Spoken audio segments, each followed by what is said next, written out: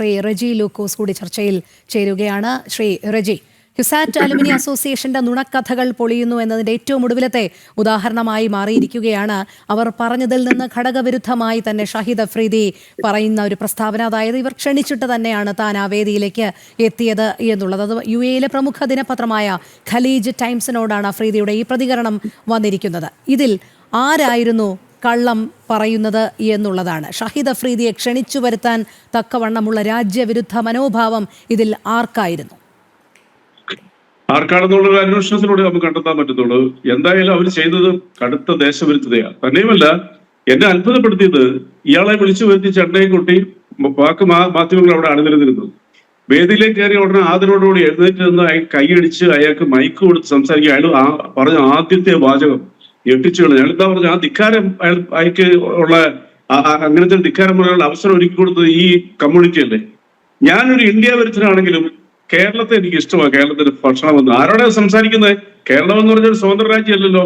കേരളം ഇന്ത്യയുടെ ഒരു സ്റ്റേറ്റില്ല. അപ്പൊ ഇന്ത്യക്കാരെയാണ് അയാൾ അഭിസംബോധന ചെയ്യുന്നത്. അപ്പൊ ഇന്ത്യക്കാരുടെ മുഖത്ത് നോക്കി നിങ്ങളുടെ രാജ്യത്തിനോട് വിരുദ്ധ മനോഭാവമുള്ളവരാണ്, ഇന്ത്യ വിരോധിയാണെന്ന് പറയാൻ അവസരം കൊടുത്തിട്ട് ഇവരാരും അതിനെക്കുറിച്ച് ഒരു അക്ഷരം പോലും വേണ്ടിയിട്ടില്ല. അപ്പൊ അതുകൊണ്ട് പിന്നെ ഇപ്പോൾ ഇവര് ഈ പറയുന്ന സംഘടന, ഈ ക്യൂബ എന്ന് പറയുന്ന സംഘടന, ക്യൂബയല്ല, അവരുടെ അവിടുത്തെ ചില സംഘടനകളിലെ ഒരു കോർഡിനേഷൻ കമ്മിറ്റിയാണ് ഈ തീരുമാനം എടുത്താണ് ഞാൻ അറിയുന്നത്. അത് തിരുവനന്തപുരം തന്നെയുമല്ല, ക്യൂബ അസോസിയേഷന്റെ എന്ന് പറഞ്ഞിട്ടുണ്ട്. നമുക്കറിയാലോ CUBAA. അത് പിന്നെ Cochin university BTech association alumni. അവിടെ എങ്ങനെയാണ് തിരുവനന്തപുരം എഞ്ചിനീയറിംഗ് കോളേജ് പഠിച്ച ഒരാൾ ഇതിന്റെ ഭാരവാഹി ആയിട്ടിരുന്നത്, വൺ മിസ്റ്റർ ദീപു. എന്നെ അത്ഭുതപ്പെടുത്തുന്നു. അതെന്തായാലും ഓട്ടെ, അവരുടെ വിശാല മനസ്കൃതിയായിരിക്കും. പക്ഷേ ഈ അഫ്രീദി പിന്നെ ഞങ്ങൾ അറിയാതെയാണ് കടന്നു വന്നെന്ന് പറഞ്ഞ ശുദ്ധ അസംബന്ധമല്ലേ?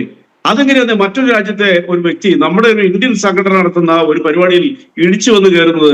ഒട്ടും നമുക്ക് മനസ്സിലാകാൻ പറ്റുന്നില്ല. തന്നെയല്ല, അയാൾ ഖലീജ് ടൈംസിനോട് പറഞ്ഞ് ഞാനും വായിച്ചു, വെബ്സൈറ്റില് കൃത്യമായിട്ടാണ് പറഞ്ഞിരിക്കുന്നു, എന്നെ ക്ഷണിച്ചിട്ടാ പോയെന്ന് പറഞ്ഞിരിക്കുന്നു. അയാൾ ക്ഷണിക്കാതെ ഇവിടെ വരാൻ പറ്റത്തില്ല, കാരണം അയാൾക്ക് സെക്യൂരിറ്റി ഉള്ള ഒരാളാണ്. പിന്നെ എങ്ങനെ അയാളോട് വന്ന് കയറുന്നത്? അപ്പൊ അതിൽ നിന്നാ മനസ്സിലാക്കുന്നത് ദിവസം, അതായത് തന്നെയുമല്ല, വേറൊരു വശം പിന്നെ ഇവരോടുള്ള എതിർപ്പിന് മറ്റൊരു വശം കൂടെ ഉണ്ട്. ഇത് നമ്മുടെ പെഹൽഗാം സംഭവം, തീവ്രവാദി ആക്രമണം ഉണ്ടാകുന്ന ദിവസങ്ങൾക്ക് മുമ്പാണ് ഇവര് ഈ പാകിസ്ഥാൻ ഒക്കുപ്പൈഡ് പിന്നെ ഈ ഹാളിൽ, അത് അവിടെ കമ്മീഷന്റെ ഹാളാണ്, സ്വാഭാവികമായിട്ടും റെന്റ് കുറഞ്ഞിട്ട് ബുക്ക് ചെയ്യുന്നത്. അതിനും തെറ്റൊന്നും പറയാൻ പറ്റത്തില്ല. പക്ഷേ ഈ സംഭവം നടക്കുന്നത് ഈ പെഹൽഗാം പിന്നെ ആക്രമണത്തിലും അല്ലെ ഈ പിന്നെ നമ്മുടെ തീവ്രവാദി ആക്രമണത്തിലും ഓപ്പറേഷൻ സിന്ദൂരിന് ശേഷമാണ്. അപ്പൊ പിന്നെ എന്തുകൊണ്ടാണ് അവർ ഹാള് മാറ്റാതിരുന്നത്? ഇനി പോട്ടെ, അവർ ഹാള് മാറ്റാൻ പറ്റാത്ത സാഹചര്യം ഉണ്ടായെന്നുണ്ട് വാർത്ത, നമുക്ക് അതും അംഗീകരിക്കാം. പക്ഷെ അവിടെ ഇന്ത്യ വിരുദ്ധത എസ്റ്റാബ്ലിഷ്ഡ് ആയിട്ട് കഴിഞ്ഞ് കുറെ വർഷങ്ങളായിട്ട് പരസ്യമായിട്ട് പ്രകടിപ്പിക്കുന്ന ഷാഹിദ് അഫ്രീദിയെ എന്തുകൊണ്ട് ഒരു സ്വീകരിച്ചു കയറ്റി?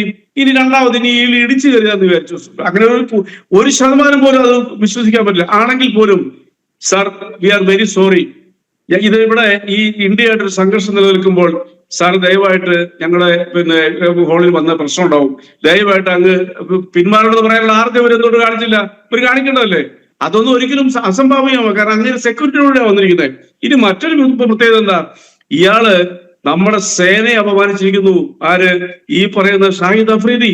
അയാൾ പറഞ്ഞെന്താണ്? ഈ പിന്നെ സിന്ധൂരും പിന്നെ ആക്രമണത്തിന് ശേഷം, ഫൈറ്റിന് ശേഷം അയാൾ പറഞ്ഞത് ഇന്ത്യൻ സേന വീക്കാണ്. 8 ലക്ഷത്തോളം വരുന്ന ഇന്ത്യൻ സേന, 7-8 ലക്ഷത്തോളം വരുന്ന ഇന്ത്യൻ സേന കാശ്മീരിന് കാവൽ നിൽക്കുമ്പോൾ ഇന്ത്യ ഗവൺമെന്റ് തീവ്രവാദികളെ വളർത്തി ആ തീവ്രവാദികളെ കൊണ്ട് ഇന്ത്യക്കാരെ വെടിവെച്ചു വന്നിട്ട് കാലങ്ങളായിട്ട് പാകിസ്ഥാന്റെ തലയിൽ ചാരുന്ന അയാൾ പറഞ്ഞത്. എന്നിട്ട് അയാൾ നമ്മുടെ പിന്നെ എന്താ പറയാ സൈന്യത്തിന് തിരിച്ചടി കൊടുത്തുന്നു, ഇന്ത്യൻ സേന വീക്കാണെന്ന് പറഞ്ഞ് അയാള് വിജയാഘോഷം നടത്തിയിരിക്കുന്നത്. കറാച്ചി ഉൾപ്പെടെ 8 സ്ഥലങ്ങളിൽ ഇന്ത്യക്കെതിരെ വിജയാഘോഷ പിന്നെ പ്രകടനം നടത്തിയിരിക്കുന്നു. ഇങ്ങനെ ഒരാളെ ഈ സംബോധന ശേഷം ഇവർക്ക് ക്ഷണിച്ചു വരുത്താൻ എങ്ങനെ ഒരു ധൈര്യം വന്നു? ഇനി ഞാൻ ഒരു കാര്യം കൂടെ പറയാം. ഒരു പക്ഷേ ഈ ഹാള് ബുക്ക് ചെയ്ത് ഇമ്മീഡിയറ്റ് ആയിട്ട് തന്നെ ഇയാളെ ഇൻവൈറ്റ് ചെയ്ത് കൂട്ടിക്കോ, അന്ന് ഈ സംഘർഷമില്ല. അങ്ങനെ പോലും ഇൻവൈറ്റ് ചെയ്യാൻ പറ്റുന്നില്ല. കാരണം അയാൾ കഴിഞ്ഞ 10-15 വർഷമായിട്ട്, അത് കൂടാണ്ട് തന്നെ ഇന്ത്യക്കെതിരെ നടക്കുന്ന ഏത് കളിയിലും ഇയാൾ അസ്വസ്ഥനായിരുന്നു ഈ അഫ്രീദി. അയാള് സ്ഥിരമായിട്ട് രാജ്യത്തിനെതിരെ എന്റെ സത്യം പറയുകയാണെന്നുണ്ടെങ്കിൽ ഇവരെ കൊടുക്കുന്ന ശിക്ഷ കടുത്തതായിരിക്കണം.